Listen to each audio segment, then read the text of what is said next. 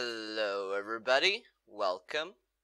My name is Niko, and this is Niko's Library or Niko's Archive, however you want to call it. And this is gonna be my first Let's Play I'm gonna be doing on this channel. And the name of the Let's Play, as you can clearly see, is 999. This is a very underrated game and underplayed. I didn't see anyone play this game. This is the first game in the series of that is called Zero Escape, a visual novel puzzle game. So most of the game is visual novel stuff, but there's also time travel and puzzle parts in the story, which I will be also covering. There's a lot of different endings. I'm gonna try to show every ending in the game. I'll do the two main endings first, the bad and the true ending, and then I'll do the extra endings. But yeah, as it says here, 9 hours. That's the time given to make your escape. Now it is time. Let our game begin. A pretty neat intro, and I guess we can start off. There's also a continue button here. That's because I've been doing some stuff, so I can just erase that stuff.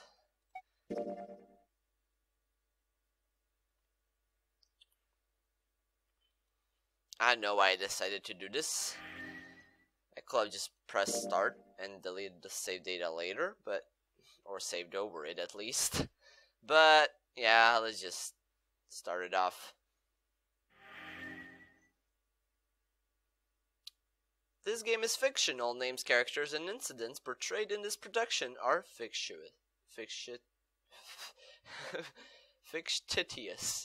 Titious. Okay, no. I'm not gonna be making lame, perverted jokes. Oh.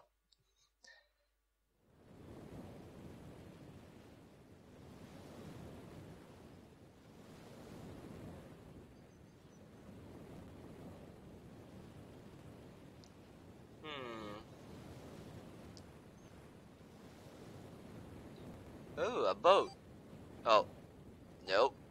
No. Well, when you hear a sound like that, you know something bad is gonna happen. Oh no. Please don't blow up the whole ship.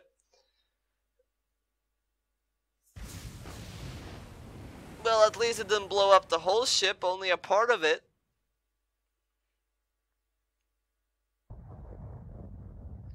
And how ironic that it was 9-second timer instead of a 10-second timer for the bomb to explode. A loud noise startled Junpei awake, and his eyes snapped open. As they adjusted to the light, he realized that he didn't recognize his surroundings. Ow. With a crack, Junpei's head connected with something metal. He rolled over and drew out his hand to steady himself, but he found himself groping at empty air. His balance lost, and his still fuzzy mind struggling to understand what was going on, Junpei tumbled down to the cold gray floor. Ouch, goddammit, what the hell? Junpei glared around the room, still trying to determine where he'd woken up. The fall had shaken the last cobwebs of sleep from his mind, and finally he understood where he'd fallen from. It was a bed, a 3-level bunk bed in fact. Junpei had fallen apparently from the topmost bunk. His shoulders hurt, his knee hurt, his hip hurt, his entire body hurt. He could feel a bump forming on his forehead where he'd slammed it against the low ceiling. He wondered if that bump was the reason he felt his vision wavering a bit, but that seemed unlikely. At first he thought the tremor that ran through his legs was just another effect of his rude awakening, but as he looked around he realized it was real. The whole room was shaking. Was it an earthquake, he wondered? It didn't seem likely. It was shaking far too quickly for an earthquake. Then again, Junpei had no idea what it was, if not an earthquake. He tried to tell himself it was important. Junpei rubbed the growing bump on his head and gingerly climbed to his feet. His balance regained, he finally took his first good look around the room. and muttered to himself, "Where am I?" His pain momentarily forgotten in the face of the confusion of his circumstances, Junpei looked around the room once again. Minutes passed while Junpei struggled to get his bearings. Then, as suddenly as they had begun, the tremors ceased. A cold silence fell over the room. From somewhere far away, Junpei could hear the sound of metal squeaking. He felt his stomach tighten. There were 1,000 things that sound could have been, but none of the things he could think of were good. In an attempt to distract himself, Junpei looked around the room once more. There was a stove that looked more antique than functional. The 3-level bunk bed had mattresses that were so thin that they were little more than blankets. On the other side of the room was an identical bed, and set in a wall between the beds was a slightly dirty iron door.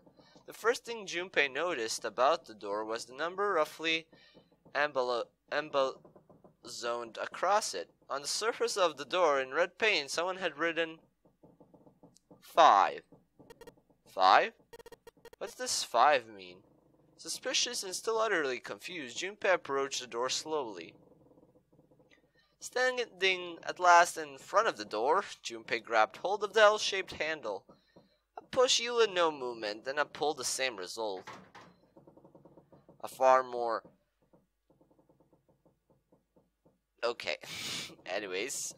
few more tries cemented the truth in Junpei's mind. It wouldn't open. It didn't matter how much he pushed and shoved, the helm wouldn't budge. Next to the door was an odd-looking device that reminded Junpei of a card reader. It didn't take a genius to figure out that the odd-looking device was keeping the door shut. Junpei knocked hard on the door.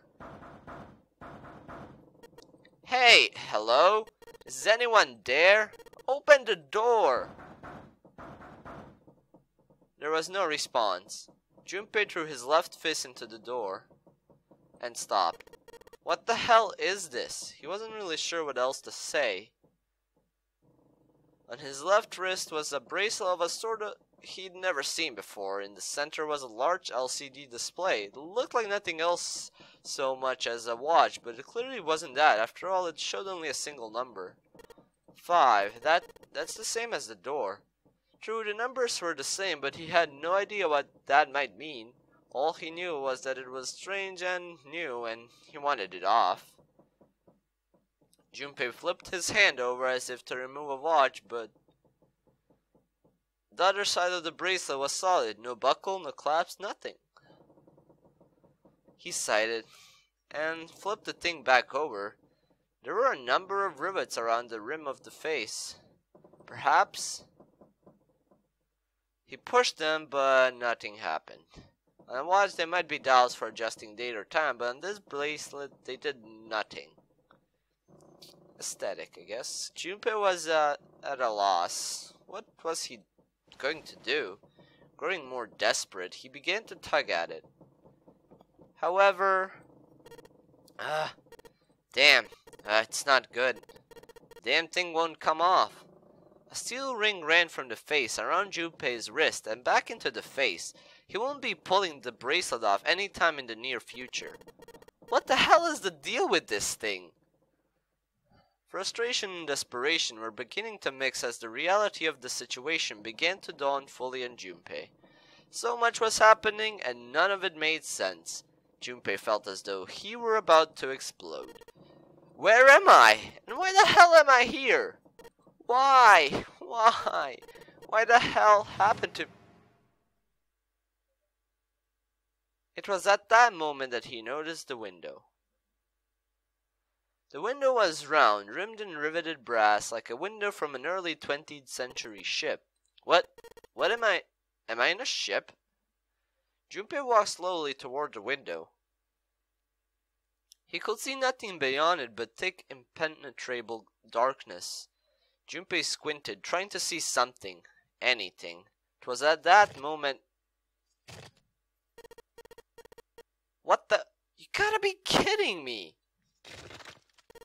What the hell is going on there?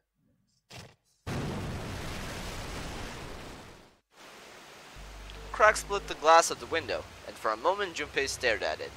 Then the window burst and water began to pour into the room. What the hell? God damn it! Junpei yelled and spun around, his feet slipping on the water already coming through the window. He ran for the door. Hey, anyone. Is anyone here? There? Whatever. Come on, if you're there, say something.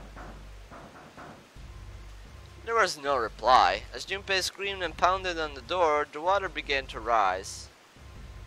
It was now ankle deep on the floor and rising quickly towards his knees. Things were not looking good for Junpei. Not good at all. He needed to find a way out. And quickly. Junpei ran a hand across his forehead, brushing the sweat out of his eyes, and looked around the room.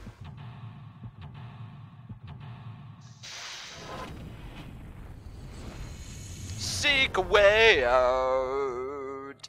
Yes, so this is where the puzzle parts of this game come in. They're gonna give us a lot of tutorials, so I'm gonna just briefly go over them. So we can move through different parts of the room. I'll be using the stylus for this. You can also use the normal buttons, but it's far more complicated. It's way easier to use the stylus. Yeah, so you might find an item or just a hint. It's also noteworthy that this game is kind to you, and if you are just examining things repeatedly over and over, if you're like really lost and you don't know what to do, you can always just tap things repeatedly over and over until they finally give you a hint.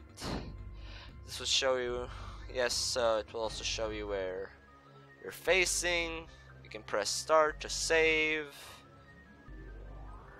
So the purpose of each escape is to get out of the room. How you do that depends on the room. You'll need to search all throughout the room to discover what you'll need to do to get out. Search for hints and items that may help you find a way out. So yeah, even though it looks like this water here is dripping right down on that looks like a table. Yeah, a table. You can take as much time on doing this as you want. There's no timer or anything. Water just keeps pouring through the window. More like time froze. If I don't want to die, I need to find a way out of this room. I have to figure this out. I feel like if water broke the window by itself, I don't feel like... Oh wait, never mind. It's on the complete opposite side. Never mind what I said. Let's look over here. A bulletin board. Looks like someone put a note on it. About items. During an escape, investigating certain parts of the room will allow you to obtain items. Yeah, so we can also craft things with these items. Like if we combine multiple items, we can combine those items. We can also put a certain items like we're holding it, and then while we hold it, we can get different if we interact with something. And let's say in the bottom left you see holding it.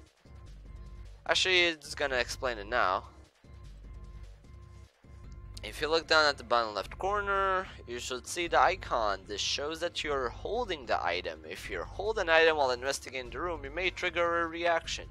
Investigate suspicious areas with different items to see if anything happens. Yeah, pretty much. There's a picture frame.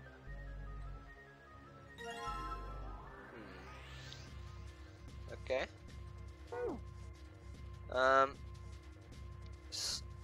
This one here is good. If you click this pipe, I know! I'll crawl into the pipe and find a way out. There's nobody here to make fun of my lame jokes, man. This sucks. Yep. I know how you feel, Junpei. Over here, this is actually a thing you can click. Yeah, I never thought to look out in here from all places. There are some hangers and nothing special. There's a lock on this briefcase. Let's see if there's anything in the keyhole. Yeah, so we need a key first. And I think in here is the blue key, so it's probably not for that one. But we can still pick it up. Yeah, there's a blue key in the bottom of the spot. Odd. Yeah, small blue key. And seeing that there's blue and red things, there's gonna be a lot of things to the code. I'm looking at a pod lid. Nice. Well, it opens easily enough. How does it open easily enough if it's covered by all that water? I don't get this. Anyways, we can combine the screwdriver with the picture. And there we go. And of course there's a code behind it. Yeah. We already combined the items game. Oh wait. Gotta not ruin the immersion. I mean, yeah, let's combine these two items. A screwdriver, huh? Wonder why that's here. We just used it right now. You dummy. Can keep looking till the cows come home. While I'm gonna find up here is that pillow. Damn it, isn't there anything else I can use? Then it's this one. Might as well look through it, huh? Damn, nothing here. Yeah, this one. That's really... You have to like check a lot, like that corner over there. It's really annoying. I can't bring myself to call this a bed. It feels like a board with a sheet on it. It's pretty flat. Yeah, when I was a little kid, I used to have these bunk beds. It didn't last for long though. I remember being so scared to sleep on top, but I wanted to do it so bad. I'm over here. Ooh, window. And there's a red key taped on it. There we go. I think those should be all the items we need. Junpei grabbed the key and shoved it into his pocket. He intended to leave immediately, but something stopped him. His reflection stared back at him from the mirror, but he had scarcely recognized himself. What's up with my face? His confusion was well justified. His face was drawn, pale, and the dark circles under his eyes made him look as though he was nearly dead. Man, what the hell happened to me? How did I end up here?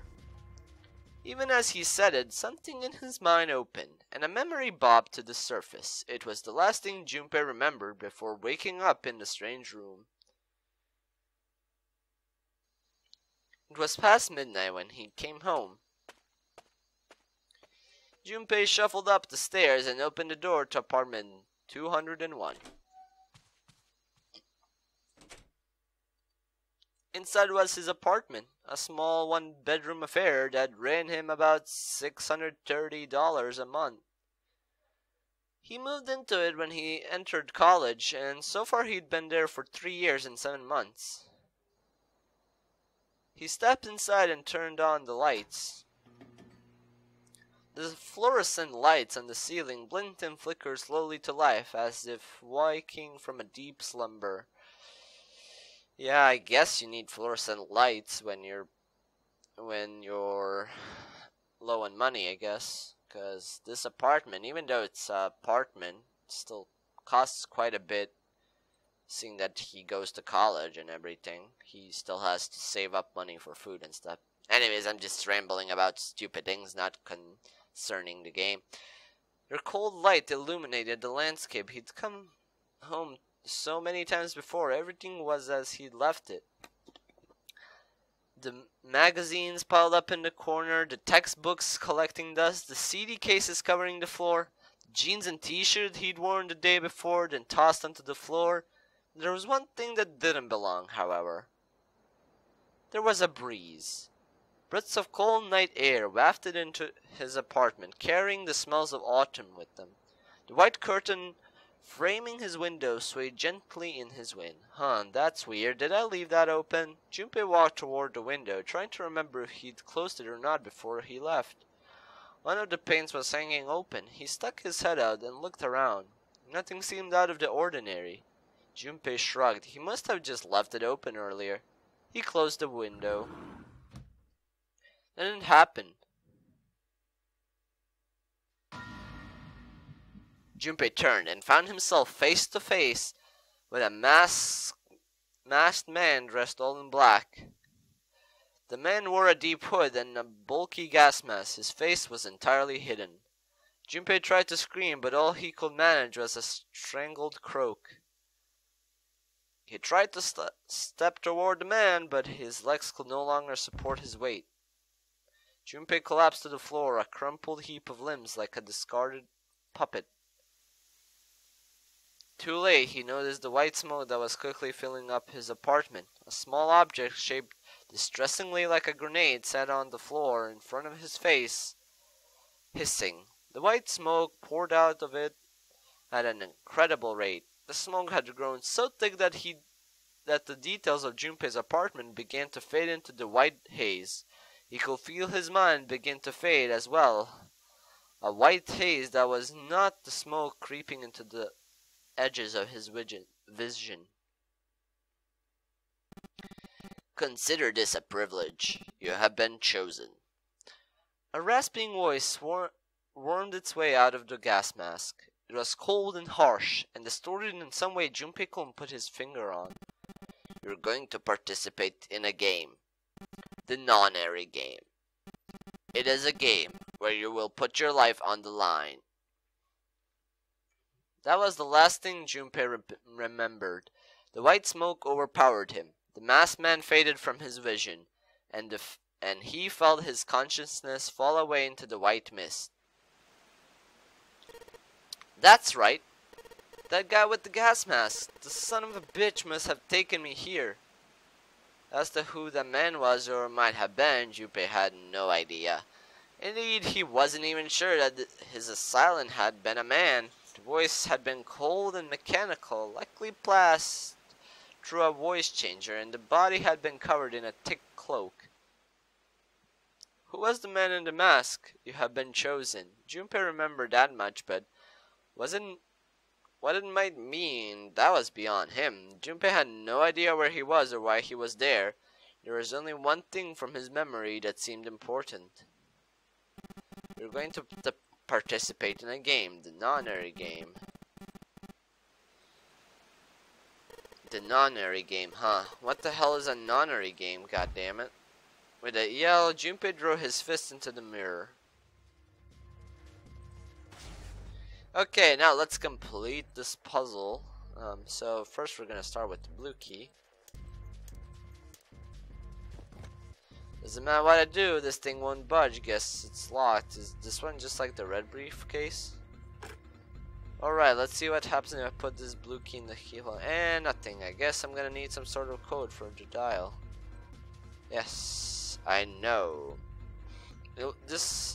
It will give us this tutorial for a second time if we manage to exit.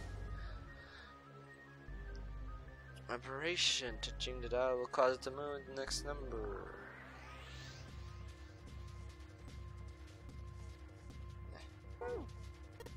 It's not opening. Do I have anything that might give me some kind of hint? If I put in the right numbers and turn the key, then it shall open. Yeah, so if we look at this picture, there's a weird diagram, and if we look, there's like a red thing. I used to think that you need to flip it around based on what side you want it to go to, but now that I know what the puzzle answer is, I feel really stupid. But this is pretty much how you do it. So we want to flip these two around just like that. Okay, so it goes a full blue square, which is a 0, 0, 2, 6, 3, 0, 2, 6, 3.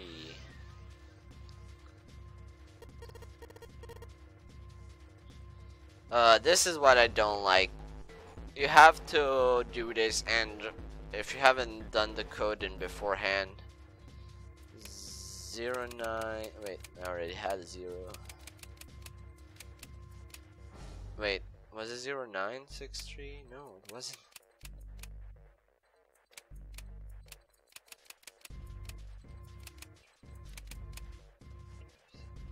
Maybe 0, 2, 6, 2, 6, 3.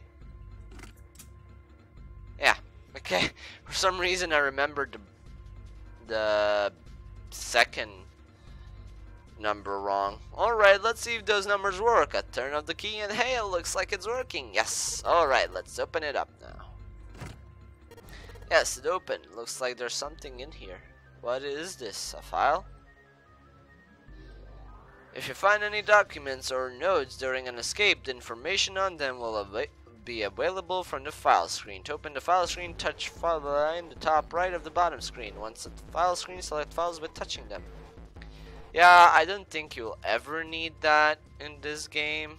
Like, there's barely ever a need for you to check a file. It's sort of just so you can see something. Like examine something if you forgot. There's not really too many uses for it. If you end up with something greater than a single digit number, add the digits to one another. For instance, if you have a double digit number, add the number in the tens place to the number in the ones place. Keep adding digits in this manner until you have a single digit answer. The final single digit is your digital root. Example, the digital root of 678 will be 6 plus 7 plus 8 is 21. 21 is 2 plus 1, it's 3. Therefore, the digital root is 3. Yeah, therefore the digital root is 1. I see, so I just keep adding numbers until I get a single digit number.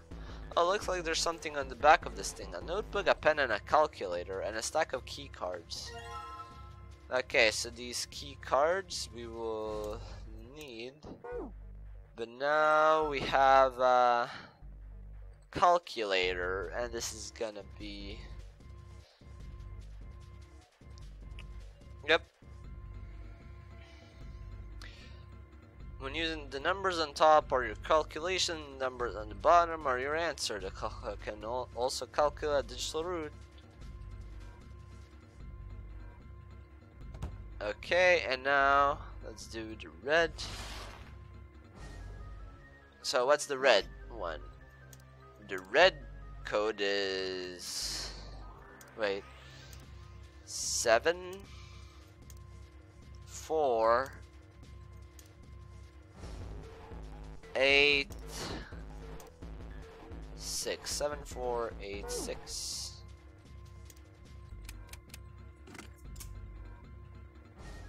Yes, okay.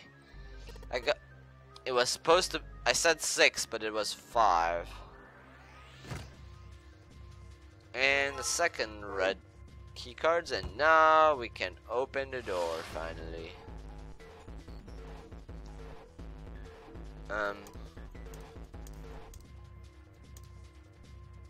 These cards with numbers on them. I'm pretty sure this is where I'm supposed to use them. Alright, let's slide this card and see if it works. And...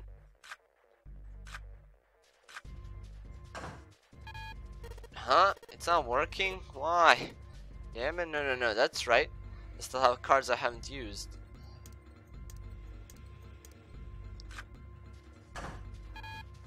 Damn it, not again. There aren't any more cards in here. I've only got one other hint. Of course, the files. That file said something about a digital root, a digital root, huh? What am I supposed to do? There's a 5 on that door. Do I have to get a digital root of 5? I'm not really sure about this. Whatever, it's worth a shot. Let's see if this works.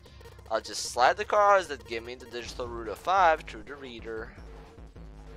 Touch 3 cards to select them. The digital root of the selected cards will be displayed on the top screen. Touching reset will deselect all currently selected cards. After you've selected 3 cards, touch the device. Okay, so we're looking for a digital root of 5. A 5 is 14, so we need to look for 3 numbers that together give 14. And that could be... let's see... 6... There we go. Alright, I think this is gonna work. There we go. That's a new... Huh? Did it just unlock? Well, light was red and now it's blue. No doubt about it. There's nothing keeping me in here now. Time to go.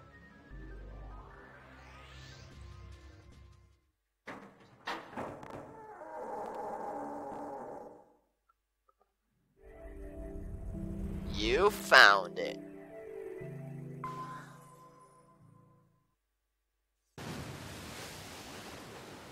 Accompanied by a wall of angry water, Junpei shot out of the room and into the opposing wall. Gasping to catch his breath, he looked around to see the end of our episode. Thank you guys for watching, and girls too. Next time we shall be meeting the squad that's waiting for us, because that's not a spoiler, because I'm guessing that you should know that there's more than one person in this game. If it's called 9 persons, 9 hours, 9 hours, whatever. Anyways, thank you for watching. Hope you enjoyed, and I'll see you next time. Bye!